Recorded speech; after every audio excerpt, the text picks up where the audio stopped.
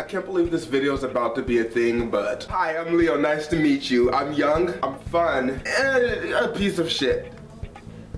So this is a story all about how I literally stole this bitch's dude. So this story is another one of those ones that if you're in my family, don't watch this. If you care about me as a person, don't watch this video. I don't know how graphic I'm gonna make this video, but the story's a good one. And it's a little bit slutty. Like, I don't even know if I want to tell this story.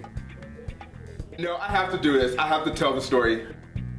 Ah, fuck it. What's the worst that could happen? Flash forward to me murdered by everyone I talk about in this story. So this was a few years ago. I was hanging out with my friend Sharon. I used that name in previous story times. And also, fuck, I want to say her name, but this story is kind of slutty, so maybe I won't say her name. Like, maybe I'll call her April. April, you're gonna know who you are when you watch this story because everyone finds my story somehow. So I'm hanging out with April and Sharon, and one of Sharon's old childhood friends texted her, like, let's hang out. Let's call this dude, I don't know, John, because that's a fucking pretty generic ass name. I didn't really know John, like I met him like once or twice, but he seemed like a really cool dude, like he was cool people. So John drives over to the next city just to pick up Sharon. I'm like, damn, is the pussy that good? Like, are you in love? Like, but I mean, apparently they're just friends.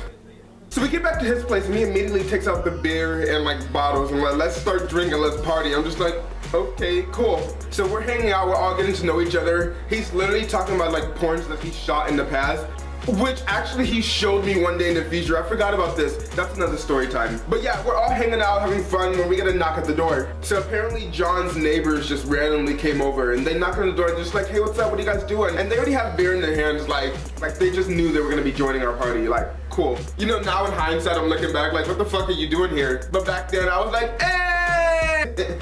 How have I never been murdered before? They come in, they start sitting down, and we all start drinking. Like, there's two guys and one girl, and they're pretty cute. Cute people, cute young people, like cool. Literally, I don't know how it happened, why it happened, why God allowed it to happen. But we decided it would be a good idea to play drunk spin the bottle. It wasn't. Before you know it, everyone's literally kissing everyone. There were 6 of us, 4 guys, 3 girls.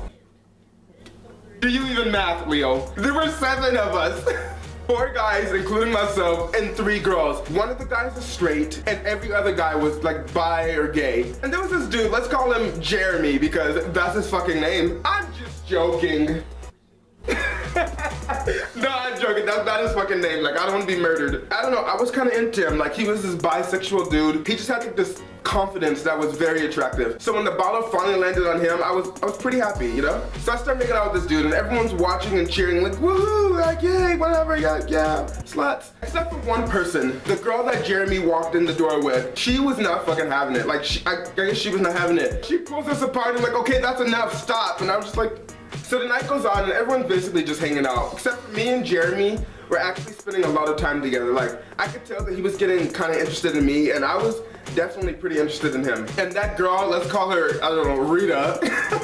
Who the fuck is named Rita? So Rita's obviously annoyed that me and Jeremy are spending so much time together. Like, she's pissed. Like, she just hits something off and just storms out. Me wanting everyone to be friends, like, oh my god, Teletubbies, Bonnies, like, let's hug. Like, what's wrong, baby girl? Like, stranger, baby girl, Rita. Like, what's up? She brings me back to her apartment. She changes the subject. Like, she brings out her songbook and stuff, starts reading me poems and like reading her songs and stuff, but they're really good. Like, she's very talented, has an amazing voice, everything. She sings me a song about a guy that she likes that she can't have. And it was literally like, I hope she makes a big one in. Like, this bitch was talented. Like, I don't know what I did, but she was happy again. So I left and went back over to John's house. By the time that I got back, John and Sharon are in John's room, you know, being just friends or whatever just friends do in the room with the door locked. You nasties. The other dude has gone back home. So it's just my friend April and Jeremy in the living room. And April immediately leaves to go hang out with Rita at her house. Because apparently me just making out with Jeremy and ignoring her existence, making her feel like a third wheel.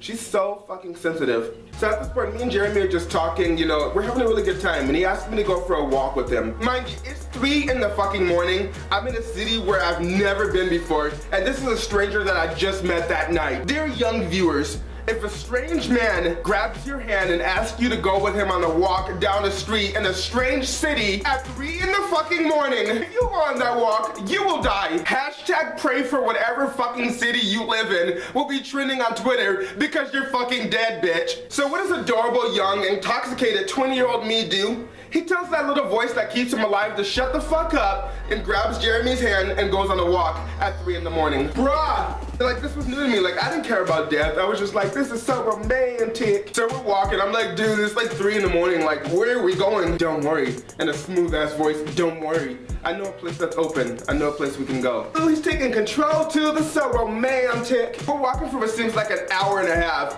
An hour and a half. Like, it probably wasn't. It probably was only like 30 minutes. But an hour and a half. And I'm just like, ooh, my feet hurt now. This is so romantic. So we finally arrive at the big romantic destination that he probably takes all the pretty girls to at 3 in the morning. I thought it was gonna be like a fucking lake, you know, like a bridge looking over the moon and some shit like that. But no, honestly, it was the next best thing. This motherfucker took me on an hour and a half walk to the nearest fucking 24-hour grocery store so that he could buy me a soda. Look, this is my reaction now, but back then I was like, ooh, he buying me groceries. This is so romantic.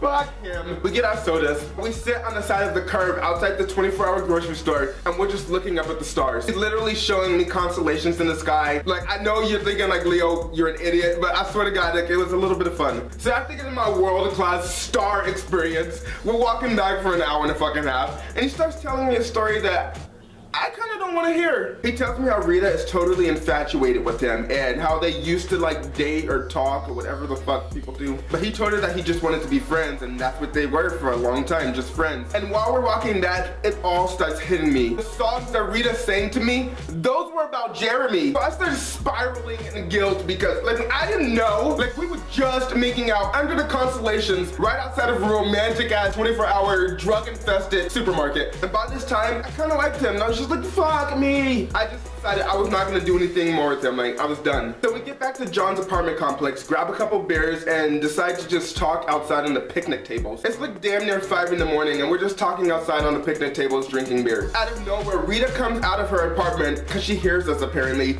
and sits right next to us at the picnic table, and I'm just shook for the gods. I was quaking. I guess Jeremy could tell that I was uncomfortable. And what did he do? The worst fucking thing ever. Like what he did next literally changed his life. This bitch kissed me right in front of her.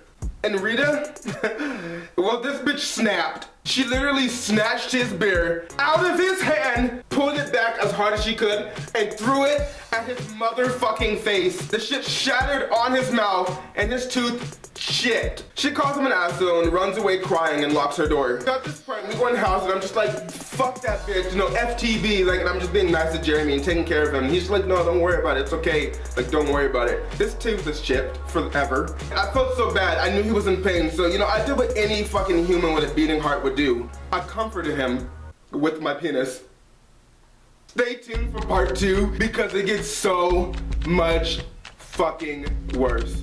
God forgive me. I can't believe I actually finally told that story, but you know, it was fun. If you thought the same, then smash that like button. As always, don't forget to thumbs up the video if you liked it, or to follow me on my sexy Twitter, @Graphite, if you really liked it. Alright, love you guys, but until next time,